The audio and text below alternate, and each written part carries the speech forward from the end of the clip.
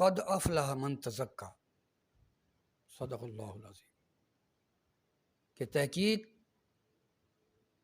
جس نے اپنے آپ کو پاک کر لیا وہ فلاح پا گیا۔ اور پاک کس کو کرنا ہے؟ پاک دل اور روح کو کرنا ہے۔ دل کو عربی زبان میں قلب کہا جاتا ہے۔ حدیث مبارکہ کے مطابق کہ دل کی مثال اس پر کسی ہے جو میدانی زمین میں ہو اور جسے ہوائیں ظاہر باطن الٹے پلٹے۔ دل کو عربی لغت میں قلب یعنی بدل جانے والا کہا جاتا ہے، اور چونکہ مختلف اوقات میں اس کی حالت مختلف ہوتی ہے، کبھی یہ سخت، کبھی نرم، کبھی سخی، کبھی یہ بخیل ہوتا ہے، یعنی ہر وقت یہ پسندیدگی یا ناپسندیدگی کی کیفیات سے دو چار ہو رہا ہوتا ہے۔ لہذا پاک کرنے کا تعلق اس قلب سے ہے۔ ایک حدیث مبارکہ ہے، نبی علیہ الصلاۃ والسلام فرماتے ہیں کہ لکل شیء ثقالہ وثقالۃ القلوب ذکر اللہ، کہ ہر چیز کو صاف کرنے کا ایک آلہ ہوتا ہے اور دلوں کو صاف کرنے کا آلہ اللہ کا ذکر ہے۔ اللہ تبارک و تعالی فرماتے ہیں لقد من اللہ علی المؤمنین اذ بعث فیہم رسولا من انفسہم یتلو علیہم آیاتہ ویزکیہم۔ یہ جو لفظ ویزکیہم ہے، یہ تزکیہ نفس کے بارے میں ایک حکم ہے، اور تزکیہ نفس جسے آج ہم تصوف کا نام دیتے ہیں، جس کو ہم صحیح انداز سے سمجھ بھی نہیں سکے۔ صحیح بخاری کی حدیث مبارکہ ہے، اور حضرت ابن عباس رضی اللہ تعالی عنہ فرماتے ہیں کہ نبی علیہ الصلاۃ والسلام نے فرمایا کہ دل پر شیطان ایسے چمٹ جاتا ہے جیسے شہد پر مکھی، پھر جب آدمی اللہ کا ذکر کرتا ہے تو وہ ہٹ جاتا ہے، اور جب انسان ذکر سے غافل ہو جاتا ہے تو وہ اس میں وسوسے ڈالتا ہے۔ اور ایک اور جگہ مروی ہے کہ جب مومن ذکر اللہ سے غافل ہوتا ہے تو شیطان اس کے دل کو لقمہ بنا لیتا ہے، یعنی دل پر قبضہ کر لیتا ہے، اس کو بیہودہ کاموں اور فاسد تمناؤں کی طرف دھکیل دیتا ہے۔ حضرت عبداللہ بن بصر رضی اللہ تعالیٰ عنہ فرماتے ہیں کہ ایک شخص نے عرض کی یا رسول اللہ صلی اللہ تعالیٰ علیہ وسلم، اسلام کے احکام شرعیہ بہت ہیں، لیکن مجھے ایک ایسی بات بتا دیں جسے میں مضبوطی سے تھام لوں۔ رسول اللہ صلی اللہ تعالیٰ علیہ وسلم نے فرمایا کہ تمہاری زبان ہر وقت ذکر اللہ سے تر رہے۔ ایک اور جگہ رسول اکرم صلی اللہ تعالیٰ علیہ وسلم فرماتے ہیں کہ مثال اس کی جو رب تعالیٰ کا ذکر کرے اور جو نہ کرے زندہ اور مردہ کی ہے، یعنی اگر بندہ اپنے رب کو یاد کرتا ہے تو اس حدیث پاک میں اس کو بمثل زندہ کہا گیا ہے، اور جس نے اپنے رب کی یاد کو بھلا دیا وہ ایک مردہ کی مثال ہے۔ اس سے معلوم ہوتا ہے کہ رب کی یاد کتنی ضروری ہے، اور یہی اطاعت و مقصد حیات ہے۔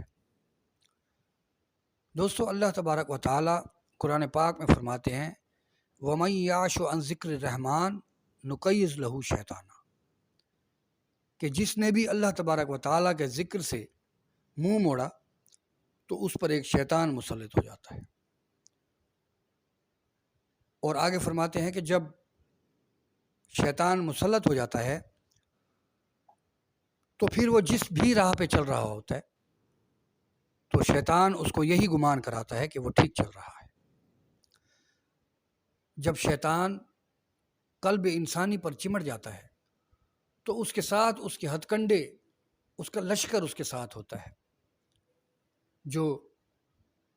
جس میں بے حیائی اور بد زبانی، طمع، حرص، لالچ، ریاکاری، فساد، بدمعاشی، جھوٹ اور اس طرح کی تمام برائیاں جن کا تعلق شیطان لعین سے ہے،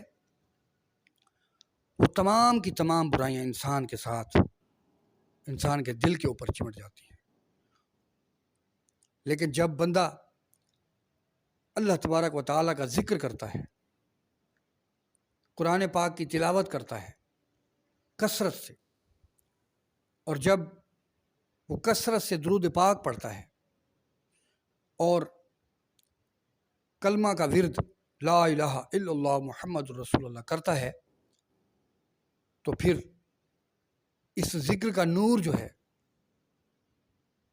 اس شخص کے قلب پر نازل ہوتا ہے، جس سے اس کے قلب کی گندگی، اس کے قلب کی میل جو ہے وہ دھلنا شروع ہو جاتی ہے، اور اس کے بعد آہستہ آہستہ کر کے وہ جو شیطانی ہتھ کنڈے ہوتے ہیں، وہ جو روحانی بیماریاں ہوتی ہیں، وہ تمام کی تمام ذکر اللہ کی برکت سے انسانی دل سے دھل جاتی ہیں۔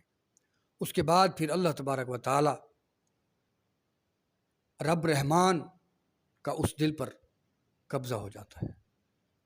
پھر جب اللہ تبارک و تعالی اس انسان کے قلب پر نظر کرتے ہیں، توجہ کرتے ہیں، تو اللہ تبارک و تعالیٰ کے انوار اور تجلیات اس قلب پر وارد ہونے کے بعد جو رحمان کے، جس کو ہم یوں کہیں گے کہ وہ تمام رحمان کے دوست، رحمان کا لشکر، جس میں ہمدردی ہے اور خوش اخلاقی ہے، حیا ہے، سخاوت ہے، اطاعت ہے، ادب ہے، عبادت ہے، یہ تمام کی تمام چیزیں اللہ تبارک و تعالیٰ کے حکم سے انسان کے قلب کے ساتھ جڑ جاتی ہیں۔ پہلے انسان کا قلب اور جو روح تھی وہ گناہوں کی میل میں اٹی ہوئی تھی۔ اس وقت اس انسان کی روح جو تھی وہ اللہ تبارک و تعالیٰ کے نور کی پیاسی تھی، وہ تنگ تھی کہ کس کوٹھڑی میں آ کر وہ پھنس گئی ہے۔ اس کی غذا تو اللہ تبارک و تعالیٰ کا نور تھا، اور یہ کہاں آ کے پھنس گئی۔ اس طرح روح کمزور ہو جاتی ہے اور نفس جو ہے وہ طاقت میں آ جاتا ہے۔ وہ نفس اس کو، روح کو اپنے ساتھ ملا دیتا ہے۔ لیکن جب اللہ تبارک و تعالی اور ان کے دوست اچھے خصائل جب انسان پر قبضہ کر لیتے ہیں تو پھر روح خوش ہو جاتی ہے، تازہ ہو جاتی ہے۔ روح کی جو یہ غذا ہوتی ہے، روح کی جو یہ خوراک ہوتی ہے، یہ اللہ تبارک و تعالیٰ کا نور اس کو جب ملنا شروع ہو جاتا ہے تو انسان کا قلب روشن ضمیر ہو جاتا ہے۔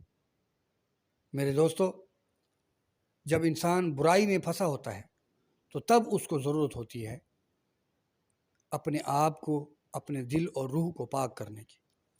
اس روح کی پاکیزگی کو آج کل ہم تصوف کا نام دیتے ہیں، تزکیہ نفس کا نام دیتے ہیں۔ لہٰذا اس تزکیہ نفس کے اور اس تصوف کے اصل روح کو، اس تصوف کی اصل مقاصد کو جو ہے وہ سمجھنے کی کوشش کریں۔ اللہ تبارک و تعالی ہمیں سمجھ عطا فرمائے۔